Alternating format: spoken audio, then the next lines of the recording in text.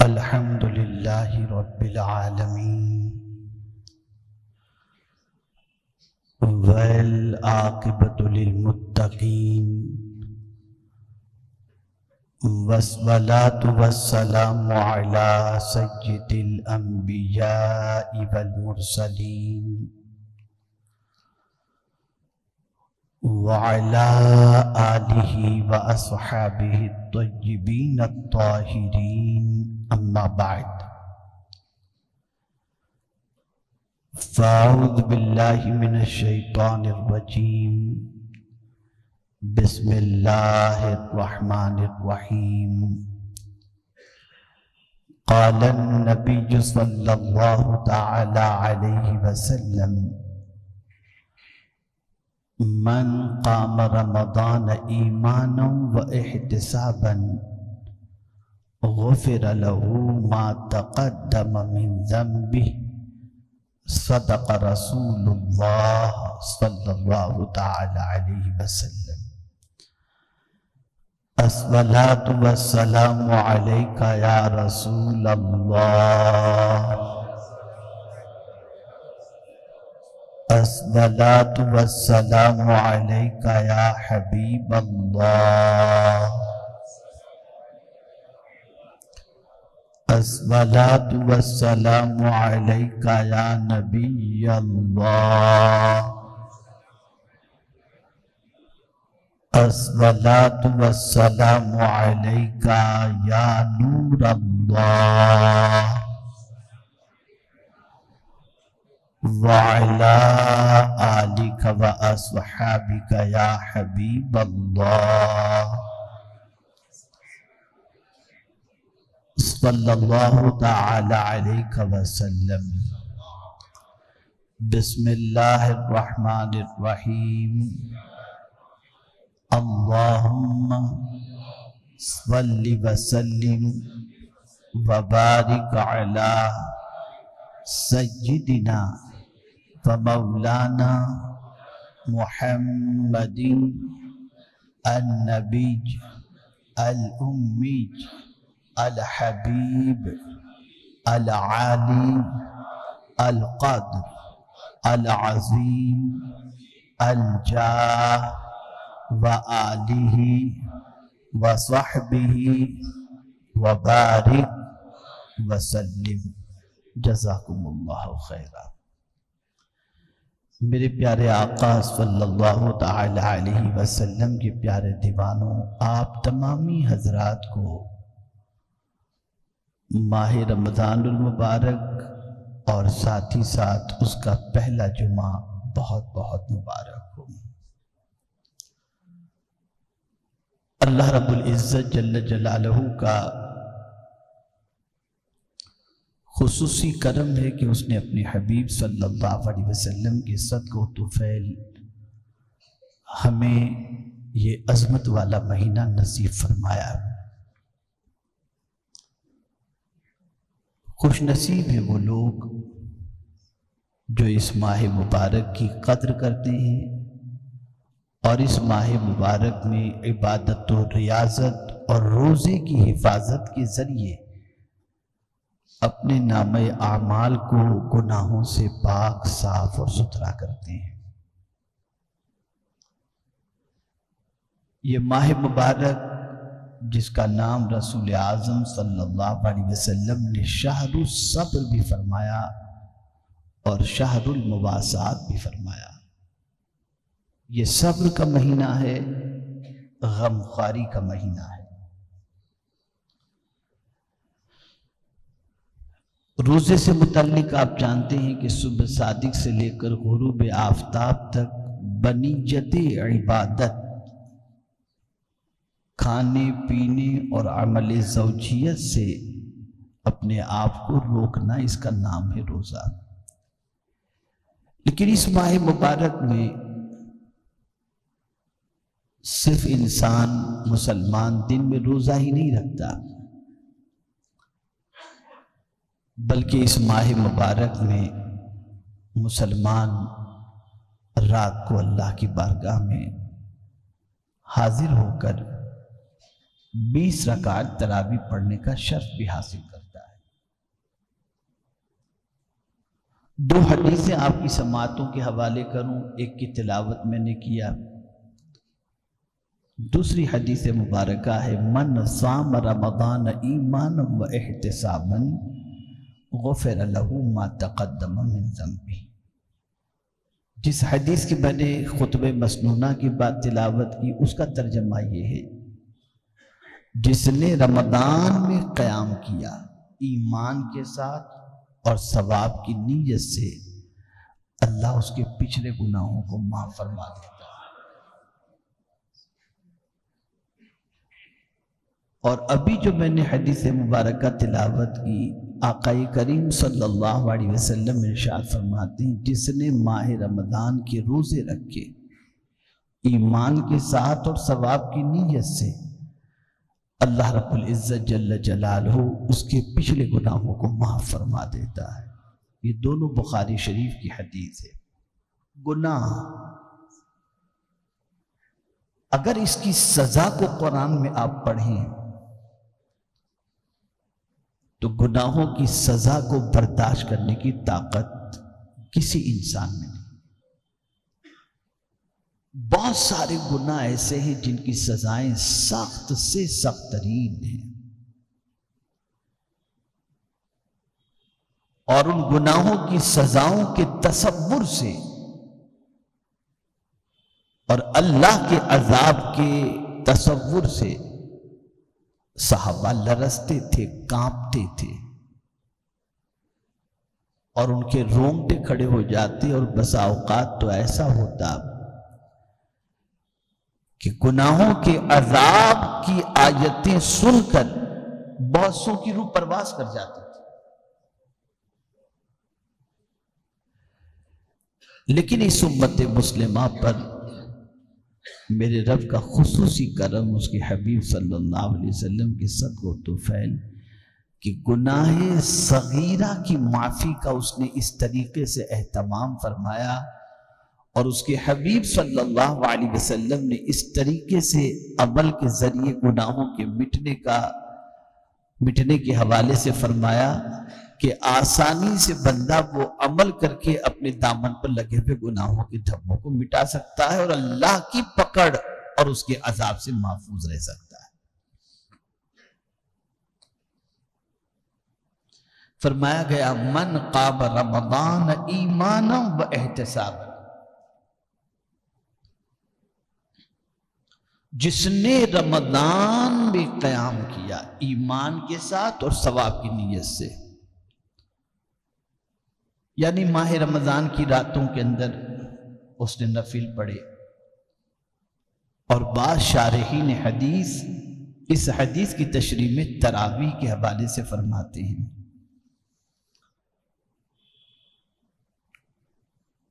تو جو شخص ماہ رمضان کے اندر نفل تراویح اس کے لیے کھڑا رہا ایمان کے ساتھ، یعنی مومن بھی ہے، اور کھڑے رہنے کی نیت کیا تھی؟ ثواب کی نیت سے،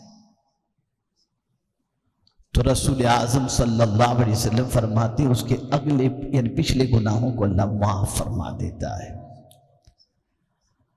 بہت سارے مسلمان شروع کی تراویح کے اندر، یعنی ابتدائی ماہ رمضان کے اندر تو تراویح میں نظر آتے ہیں، اور پھر اس کے بعد غائب ہو جاتے ہیں۔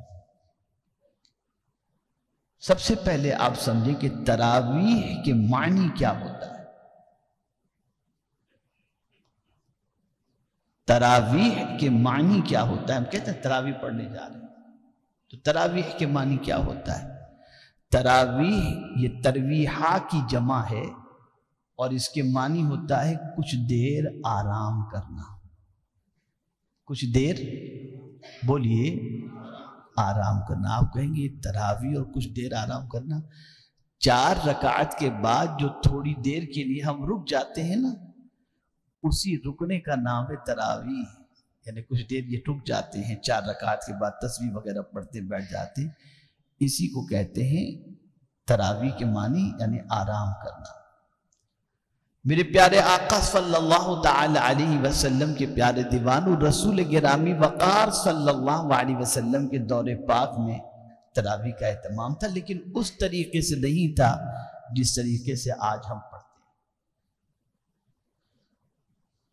یہ سلسلہ شروع ہوا سیدنا فاروق اعظم رضی اللہ المولا تبارک و تعالی عنہ کے دور پاک میں۔ سیدنا عمر ابن خطاب رضی اللہ المولا تبارک و تعالی عنہ مسجد نبوی شریف میں تشریف لے گئے تو ماہ رمضان میں آپ نے دیکھا لوگ الگ الگ اپنے اعتبار سے نماز پڑھ رہے ہیں، تو آپ کے ذہن میں یہ بات آئی کیوں نہ کسی امام اور کسی اچھے قاری کے پیچھے ان لوگوں کو سب کو جمع کر دیا جائے۔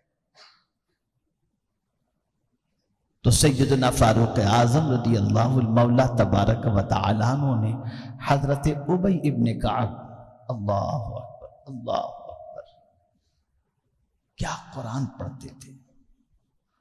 ان کا قرآن پڑھنا ایسا تھا کہ چلتا آدمی رک جائے، ایسا قرآن پڑھتے تھے۔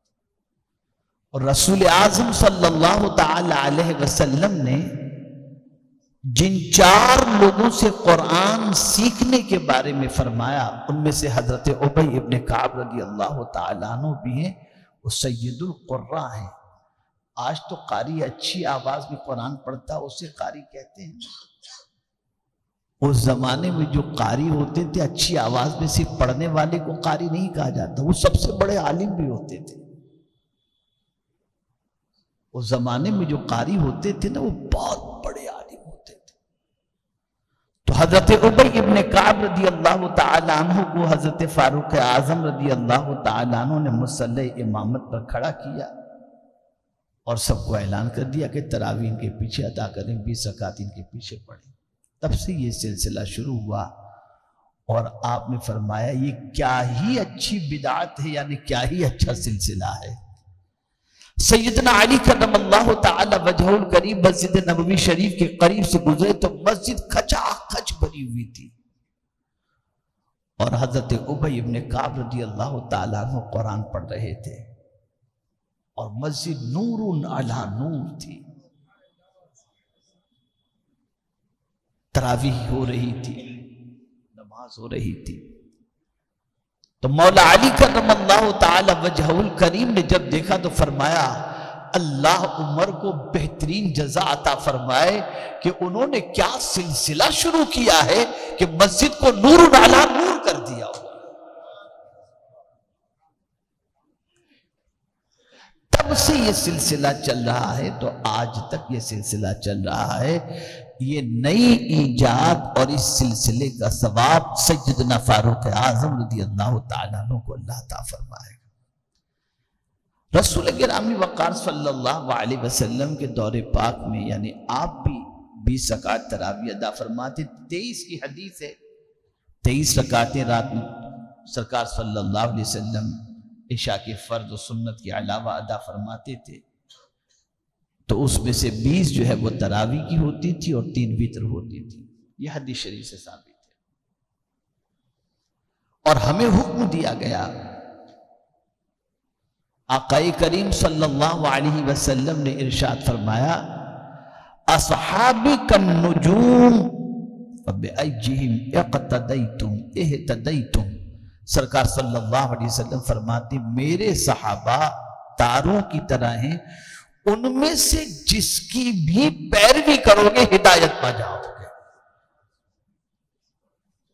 اور تراویح کی 20 رکعات جماعت کے حوالے سے فرمایا گیا نعم البدعہ، سب سے اچھی بدعت، بہترین بدعت، بہترین سلسلہ۔ اب اس میں ہوتا کیا ہے؟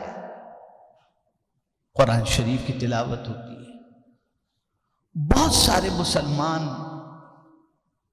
ایسی مسجد تلاش کرتے ہیں جہاں پر صرف یعلمون تعلمون سمجھ میں آئے، اور پھر فخر سے کہیں ہم تو ایسی مسجدیں پڑھ کے آ رہے ہیں 15 منٹ میں تو مولانا قاری صاحب ختم کراتے تھے۔ نہ قاری صاحب سمجھے، نہ پڑھنے والا، نہ پڑھانے والا کوئی بھی۔ آپ کو نہیں معلوم کہ قرآن کیسے پڑھنا چاہیے۔ اللہ کے رسول صلی اللہ علیہ وسلم سے رب قدیر نے فرمایا وَرَتِّلِ الْقُرْآنَ تَرْتِيلًا، ٹھہر ٹھہر کر پڑھنے کا حکم ہے۔ ٹھہر ٹھہر سے مراد کوئی لفظ کٹے نہیں، اور صاف ستھرا قرآن پڑھنا ہو۔ میرے پیارے آقا صلی اللہ تعالی علیہ وسلم کے پیارے دیوانوں، جہاں قرآن پڑھنا ثواب ہے، وہیں کسی سے قرآن سننا بھی مصطفیٰ جان رحمت صلی اللہ علیہ وسلم کی سنت مبارکہ ہے۔ اور ماہ رمضان یہ اتنی برکت والا مہینہ ہے کہ وہ لوگ جن کو قرآن پڑھنا نہیں آتا اور نہ وہ قرآن سیکھنا ضروری سمجھتے ہیں، تو قرآن ختم کیسے کریں گے؟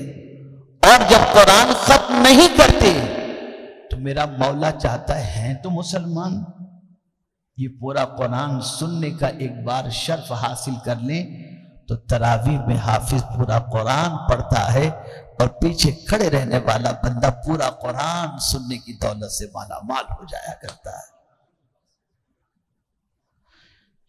میرے پیارے آقا صلی اللہ تعالی علیہ وسلم کے پیارے دیوانوں، قرآن سننا کتنا بڑا فائدہ ہے۔ اللہ اکبر، 7ویں پارے کی پہلی آیت،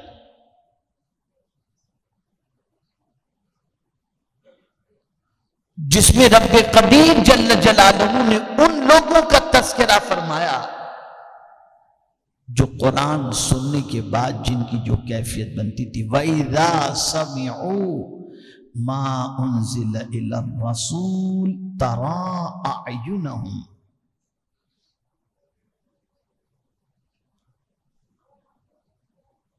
جو کچھ اللہ کے رسول صلی اللہ علیہ وسلم پر نازل ہوا یعنی قرآن، جب انہوں نے سنا تو سن کر ان کی آنکھیں ابل پڑی، یعنی آنکھوں سے آنسو نکلنے لگ گئے۔ کون ہے وہ لوگ؟ وہ نصرانی تھے، مسلمان نہیں تھے، لیکن جیسے ہی رسول اعظم صلی اللہ علیہ وسلم پر نازل ہونے والے قرآن کو انہوں نے سنا، ان کی آنکھوں سے آنسو نکل پڑے اور فوراً وہ اسلام قبول کر کے مسلمان ہو گئے۔ یہ قرآن، قرآن دیکھنا بھی عبادت، قرآن پڑھنا بھی عبادت، اور قرآن سننا بھی عبادت۔ ماہ رمضان المبارک میں بھرپور اہتمام کے ساتھ پوری تراویح کو پڑھنے کی اور ساتھ ہی ساتھ قرآن سننے کی فکر کیا کرو۔ جو لوگ جلدی کرتے ہیں کہ کہیں سورہ والی تراویح ہوتی ہو تو ہم وہاں شامل ہو جائیں تاکہ جلدی سے فری ہو جائیں، خیر سورہ جو پڑھی جاتی ہے وہ بھی قرآن ہی ہے، لیکن پورا قرآن ہے۔ پورے قرآن کا معاملہ ہے کہ ادھر قرآن ختم ہوا، ہاتھ اٹھاؤ، جو مانگو گے اللہ تمہیں عطا فرما دے گا۔ یہ ہے قرآن کی برکت۔ اور خود حضور صلی اللہ علیہ وسلم صحابہ سے قرآن سنتے تھے۔ ہمارے یہاں تو ایک مزاج، اللہ خیر فرمائے، نہ پڑھے ہیں، نہ شوق ہے، نہ کوئی دلچسپی ہے۔ وہاں تو حال یہ تھا کہ یہاں تو قرآن ختم ہو جائے، ہو گیا، کوئی طبیعت کے اندر تبدیلی نہیں۔ وہاں حال یہ تھا صحابہ کے کہ ایک سورت ختم ہوتی تھی تو کھانے کا اہتمام کرتے تھے کہ آج ایک سورت ختم ہوئی ہے، اور بڑے پیمانے پر کھانے پینے کا اہتمام کیا جاتا ہے اس خوشی میں کہ اللہ نے اپنی کتاب کی ایک سورت سننے کا اور اسے مکمل کرنے کا شرف عطا فرمایا۔ یہاں روزانہ پارٹی ہوتی ہے ادھر ادھر۔ خیر، حضرت عبداللہ ابن مسعود رضی اللہ تعالیٰ عنہ سے حضور صلی اللہ علیہ وسلم نے فرمایا، عبداللہ مجھے قرآن سناؤ۔ تو عرض کرتے ہیں، یا رسول اللہ صلی اللہ تعالیٰ علیہ وسلم، قرآن تو آپ پر نازل ہوا، میں بھلا آپ کو قرآن سناؤں؟ تب حضور کا ارشاد سماعت فرمائیں۔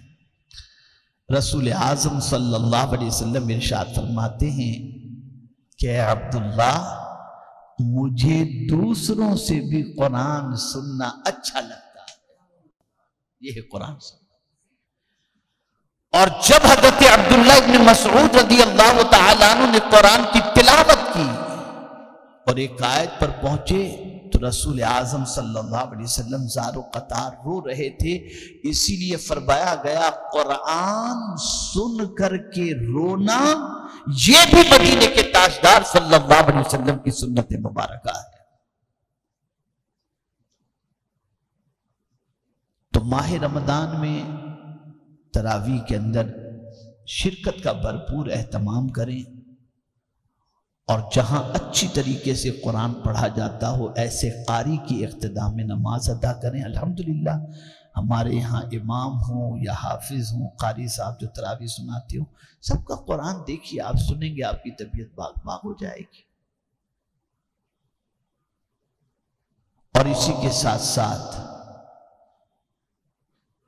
رسول گرامی وقار صلی اللہ تعالی علیہ وسلم ارشاد فرماتے الصیام والقرآن یشفعان یوم القیامہ، روزہ اور قرآن یہ دونوں قیامت کے دن سفارش کریں گے، شفاعت کرائیں گے۔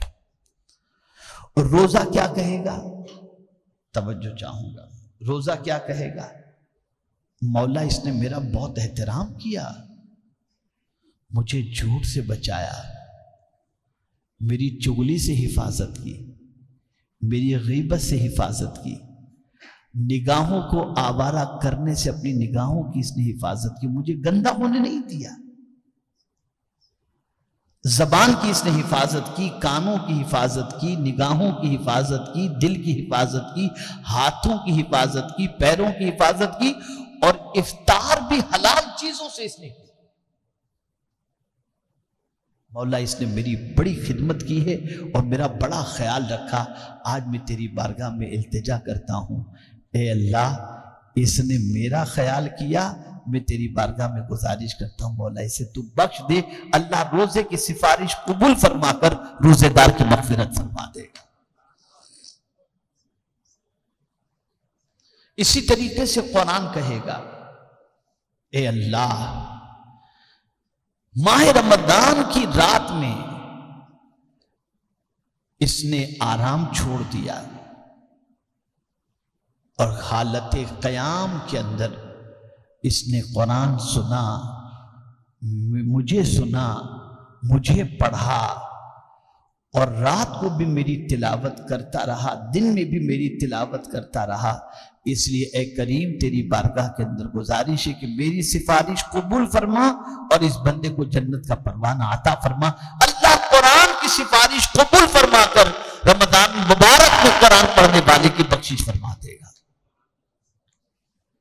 تو اس ماہ مبارک میں کثرت کے ساتھ قرآن شریف کی تلاوت کرو۔ رسول گرامی وقار صلی اللہ علیہ وسلم سے 2 ختم ثابت ہیں، ایک خود ختم کرتے تھے قرآن شریف کا، اور ایک دور جبریل امین علیہ السلام حضور صلی اللہ علیہ وسلم کو پورا قرآن سناتے۔ اللہ اکبر اللہ اکبر۔ جب جبریل امین علیہ السلام قرآن سناتے تو سرکار صلی اللہ علیہ وسلم کا حال یہ ہوتا کہ حدیث مبارکہ میں کہ حضور اتنی سخاوت فرماتے تھے، اتنا بانٹتے تھے، اتنا لٹاتے تھے، جیسے تیز ہوا ہوتی ہے اس سے بھی زیادہ حضور سخاوت فرمایا کرتے تھے۔ تو ماہ رمضان میں سخاوت یہ بھی بے پناہ ضروری ہے، اور رسول اعظم صلی اللہ علیہ وسلم اس مہینے کے اندر بہت زیادہ غربا، یتامہ، مساکین اور ضرورت مند، خاص طور پر رشتہ داروں کی مدد کے حوالے سے ارشاد فرمایا کرتی۔ بس ایک آیت عرض کر دوں، اس کے بعد میں گفتگو ختم کرتا ہوں۔ قرآن کہتے ہیں وَأَنفِقُوا مِمَّا رَزَقْنَاكُمْ مِن قَبْلِ أَن يَأْتِيَ أَحَدَكُمُ الْمَوْتُ فَيَقُولُ رَبِّ لَوْلَا أَخَّرْتَنِي إِلَىٰ أَجَلٍ قَرِيبٍ۔ بہت غور سے سنیے گا، ہم نے جو روزی تمہیں عطا فرمائی، اللہ فرماتا ہے اسے موت سے پہلے خرچ کرو، اس سے پہلے کہ تمہیں موت آ جائے اس سے پہلے خرچ کرو، ورنہ جب موت نگاہوں کے سامنے ہوتی ہے نا تو آدمی کیا کرتا ہے؟ اللہ کے نام پہ لوٹاؤ، تو اس کے بعد تو تمہاری وہ چیز رہنے والی ہی نہیں، وہ تو دوسرے ہی کی ہو جائے گی۔ تو اس سے پہلے کہ موت آئے، اس کے آنے سے پہلے ہمارا دیا ہوا مال ہمارا دیا ہوا رزق ہماری راہ کے اندر خرچ کرو اس سے پہلے کہ تمہیں موت آئے۔